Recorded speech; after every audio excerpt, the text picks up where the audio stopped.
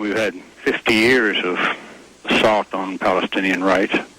I think they're the most terrorized, or at least with the Iraqi people, they're the most terrorized people on earth, and have been for so many years.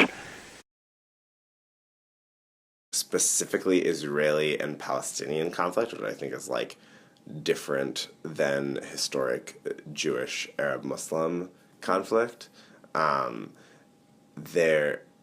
It was there, but it was basically like this one-sided, Israel is everything good, and we would love to make peace with the Palestinians, but they keep blowing people up and they keep killing people, and like, how can you make peace with people who are like that? I've certainly learned and developed some different opinions since then, but I mean, I remember the like classic distilled phrase that was always said to us as kids, not just from my family, but often in like synagogue religious school settings and stuff like that, was if the Palestinians put down their weapons today, there would be peace tomorrow.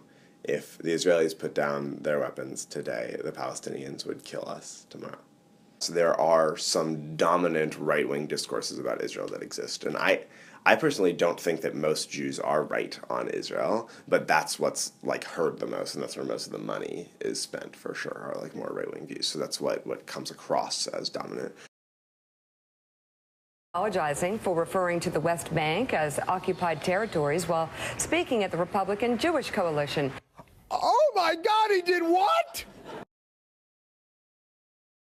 I really started to, poke a little bit at this feeling of like, all Arabs are bad, because not all anybody's are bad, and that was like directly against the other, anti-racist teachings that I was getting in different places. Thankfully, there were other people in my life, definitely at UNC, who started to get involved with other narratives, with other political ideas, and I had a lot of conversations. One really important one with some the staff members at J Street U, which is an organization that I'm pretty involved with now, where one of them, who was the director at the time, basically called me out and was like, "Do you think the conflict's bad?" And I was like, "Yeah." And he's like, "Then how is supporting the status quo by not doing anything an okay response?"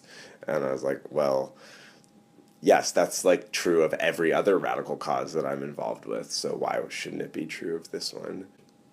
Ultimately, the really important thing for me in understanding this conflict is trying to figure out if there are ways that, because any compromise that comes to this conflict is going to suck. Like, it's horrible. There's so many people who have died, those people aren't coming back to life. There's so much hatred. Like, there's not going to be a good ending to this conflict. So for me, the really important thing as I try to learn more about this conflict then is to figure out what are like the minimum things that can be achieved to hopefully get some amount of dignity for a large amount of the people in some sort of outcome.